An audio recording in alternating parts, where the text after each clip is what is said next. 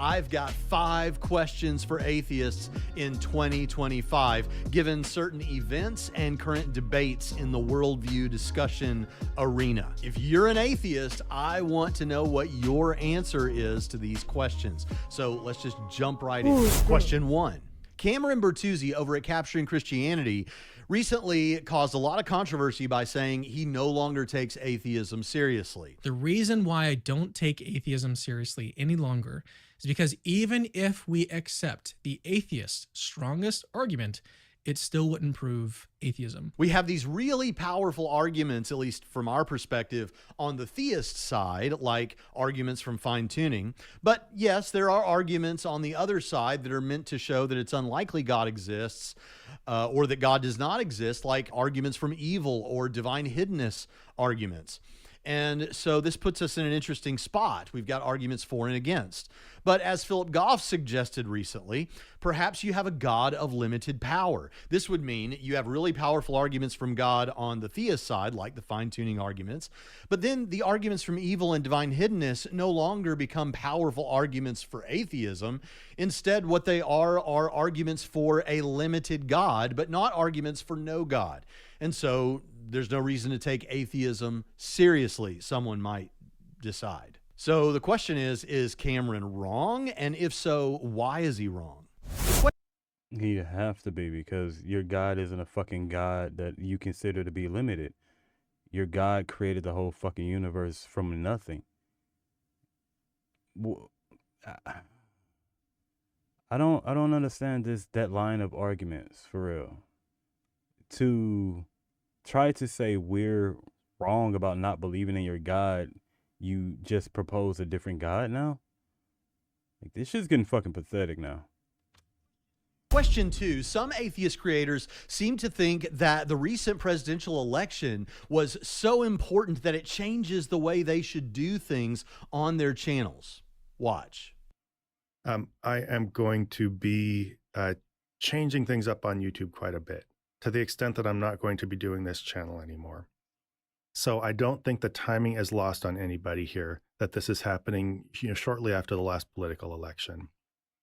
I'm not going to lie, very, very distraught and a little freaked out by the results, not just who won, but the extent by which they won. And that does get us all thinking about our future and our safety and what things are going to look like going forward. Basically, what that did is that just jolted me. For a while, I just kind of been on the treadmill doing what I was doing. All right, I'm going to have to skip around this because it seems like his questions are wanting me to react to other things. Like, react to his questions of other things. Oh, fuck. All right, where is he at?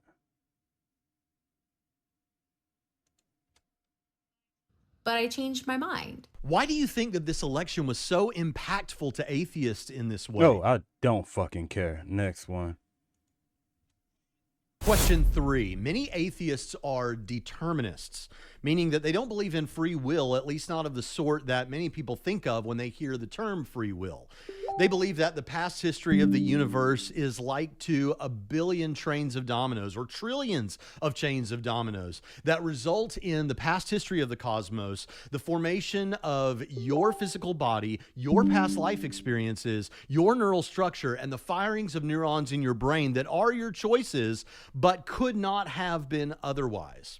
On the other hand, maybe some atheists think that we have what's called libertarian freedom, the notion that whatever you ended up choosing, you really could have done otherwise. So here's my question. If you're a determinist, how do we hold people morally culpable for things they do that could not have been otherwise, given the history of the universe? And if it is the case that you believe in free will of the libertarian sort, as an atheist, how is that possible without God? Now, just as a... Okay.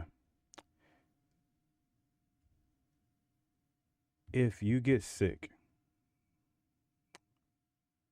from germs or a virus, you're going to try to kill those.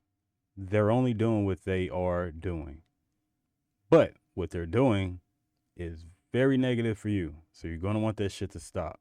So if you have someone that's being very negative to someone else, they're gonna want that shit to stop. That's how you do that. That's how you look at it. It's very fucking simple. As a note, there are many determinists who will say they are compatibilists. And what that means is not that libertarian freedom is compatible with determinism. Compatibilists hold that determinism is true. It's just that we can hold people more. Richard Dawkins has long been praised by atheists as one of the four horsemen of the new atheism. But recently, he's caused some controversy with some comments about the trans debate. For many atheists, he's right about science when it comes to young earth creationism versus evolution, but he's wrong when it comes to this current cultural debate. Do you personally think he's right or wrong, and why? Now, for this last question, there's a little bit of setup. Here's a quote from Robin Collins about the fine-tuning of the universe, and I'd like to know what your reaction to it is. Suppose we went on a mission to Mars and found a domed structure in which everything was set up just right for life to exist. The temperature, for example, was set to around 70 degrees Fahrenheit, and the humidity was at 50%. Moreover, there was an oxygen recycling system, an energy gathering system, and a whole system for the production of food. Put simply, the dome structure appeared to be a fully functioning biosphere. What conclusion would we draw from finding this structure? Would we draw the conclusion that Is this just a fucking watchmaker argument? Without trying to say it is? it just happened to form by chance? Certainly not. Instead, we would unanimously conclude that it was designed by some intelligent being. Why would we draw this conclusion? Because an intelligent designer appears to be the only plausible explanation for the existence of the structure. That is the only alternative explanation we can think of, that the structure was formed by some natural process, seems extremely unlikely. All right, I'm going to skip through all this bullshit he's going to say. The fine-tuning argument is so fucking stupid to me, because you're saying, once again, you have an all-powerful God that can create reality in any way that it chose. No one could stop it. No one can alter how it wanted things to be. And you're saying things are just right for life. If your God wanted life, there literally doesn't need to be any other thing around. Apparently your God is life and didn't need anything but itself. So to say that things are ripe for life is kind of like limiting your own God by saying that all these very particular things had to be the way that they were for life that your God created to exist. So you're literally saying your God had to work in very limited parameters to have life instead of just life existing. So which one is it? Is this an all-powerful God that can just do whatever it wants and has things to be whatever it wants? Or is your God limited to life existing only in a way that's permissible by what?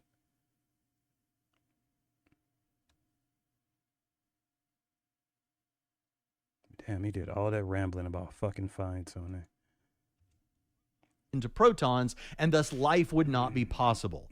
5, if the electromagnetic force were slightly stronger or weaker, life would be impossible. See, for a that right there. If it was stronger or weaker and your God didn't give a shit, it wouldn't matter, right? So, stronger or weaker, which one are you saying? Are you saying your God is limited to these parameters or not?